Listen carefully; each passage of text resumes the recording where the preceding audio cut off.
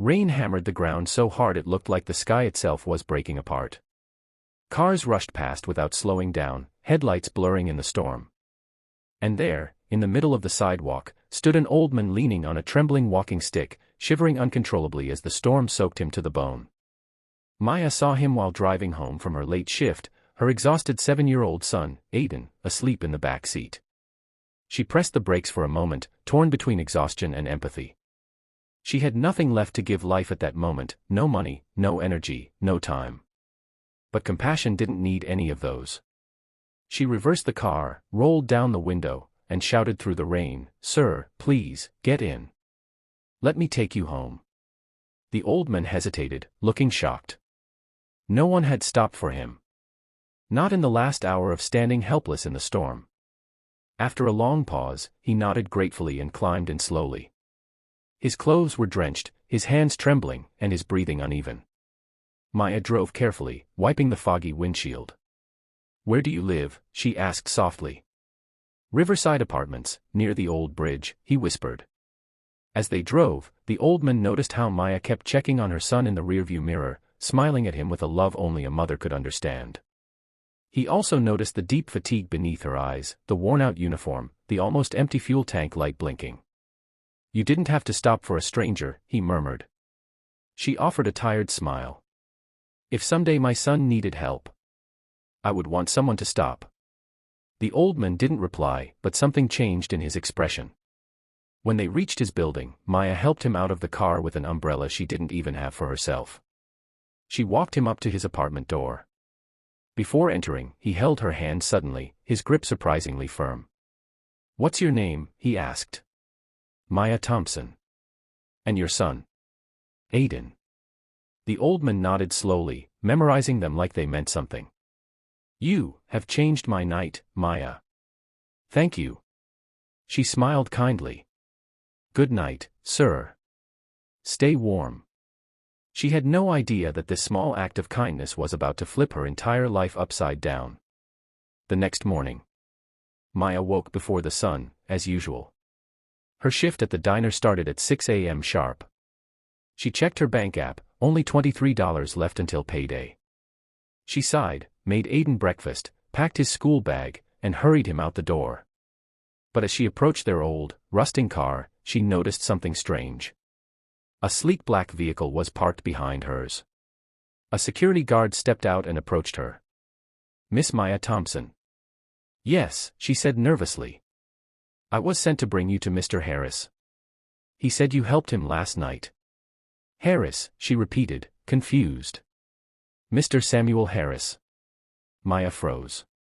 Samuel Harris, the billionaire real estate mogul, the owner of half the buildings in their city, including the one the diner rented. She felt her stomach twist. Had she unknowingly helped someone important? Was she in trouble? The guard gently reassured her, "He just wants to speak with you." The visit that changed everything. When Maya arrived at a luxurious penthouse office overlooking the entire city, she felt out of place. Her uniform was still damp from the humidity, her shoes worn, and her hair knotted all ready for such a place. And there he was. Samuel Harris, the old man from the rain, walking toward her without his cane, looking healthier than the night before. "Maya," he greeted warmly, smiling as if she were family. "I'm glad you came." She blinked in disbelief. You're Samuel Harris." He nodded. "And today, you saved my life." Maya shook her head. "I only gave you a ride." "You gave me kindness," he corrected gently. "The one thing money can't buy." He motioned her to sit. "Let me ask you something. What's the biggest challenge you're facing right now?" Maya swallowed hard. She didn't want pity, but she also didn't want to lie. "I'm a single mom. Rent is overdue. My car breaks down every week. I work double shifts. I barely see my son. I'm trying, but life is heavier than I know how to carry." Samuel listened quietly, his expression softening. Then he stood up, walked to his desk, and returned with a thick envelope. "This is for you," he said. Maya opened it slowly, her hands trembling. Inside was a letter and a set of keys. The letter read, "To Maya and Aiden. For giving me hope when I thought the world had run out of it. This is your new home. Fully paid.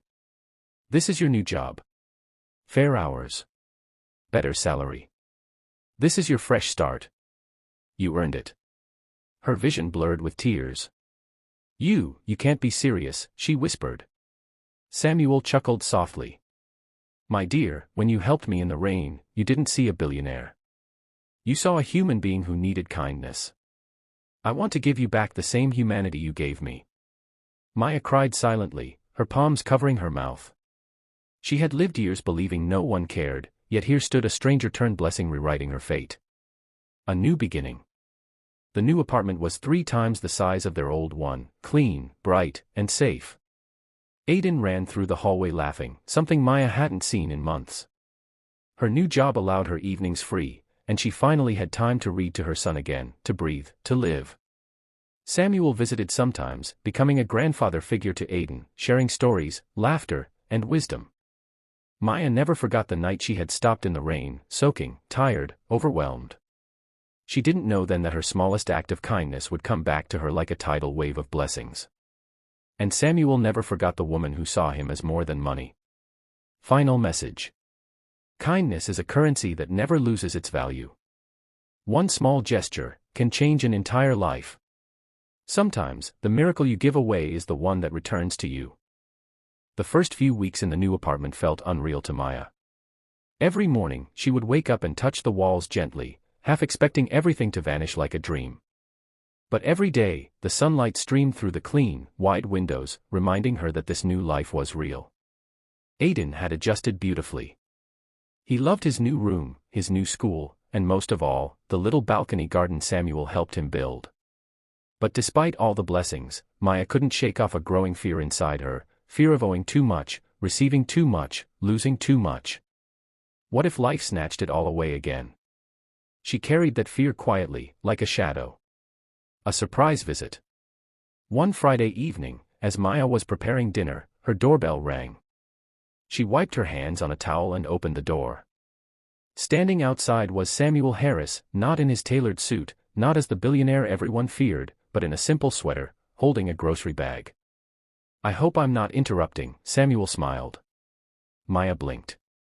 Sir, you didn't have to bring anything. He stepped inside.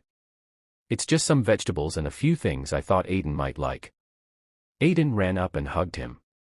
Grandpa Sam. You came. Samuel's eyes softened. That title always melted him. They all settled at the dinner table. Maya served warm soup and bread. Samuel ate silently for a while, savoring the meal with a peaceful expression. This feels like home, he whispered. Maya paused. Don't you have a big family? Children? Relatives? Samuel smiled sadly. Money builds empires, Maya, but sometimes it destroys families.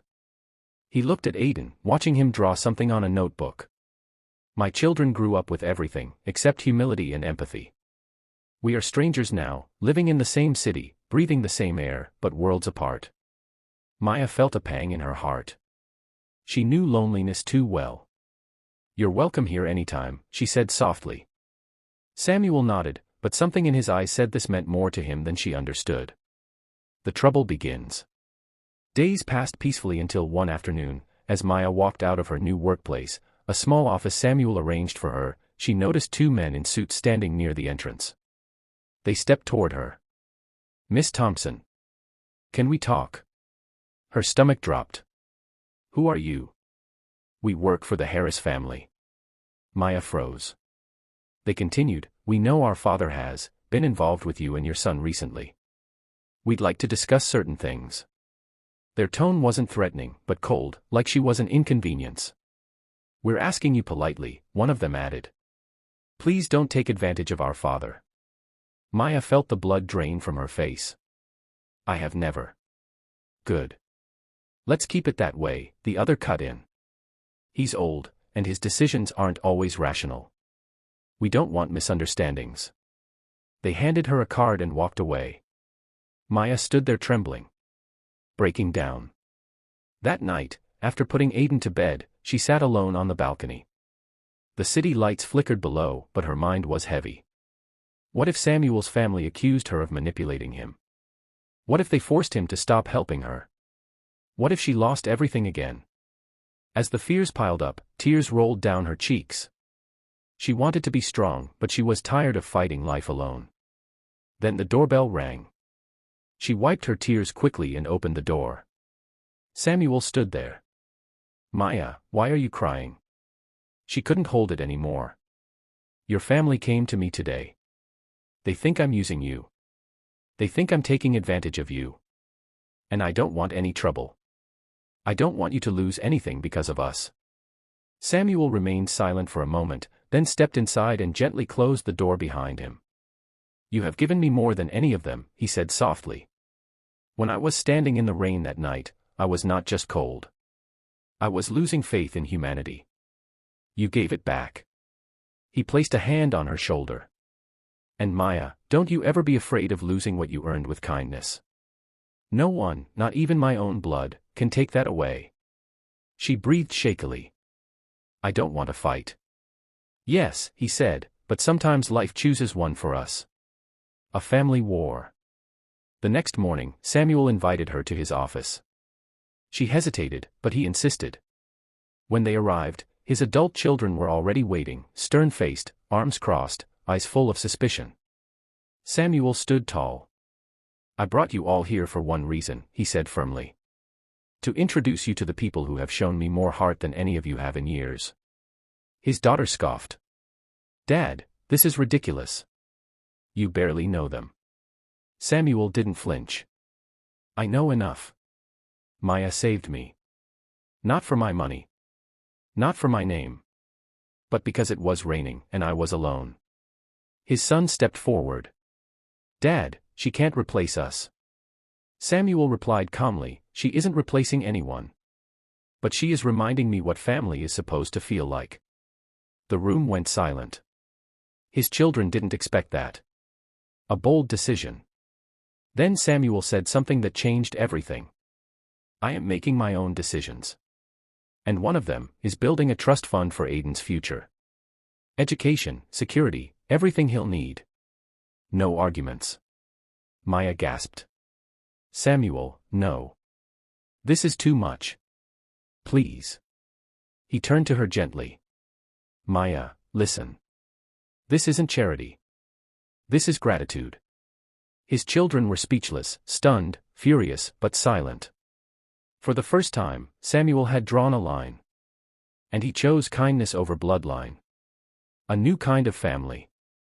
As they walked out of the office, Samuel held Aiden's small hand. Maya walked beside them, unsure but hopeful. "Are you okay?" she asked him. He smiled. For the first time in a long time, yes.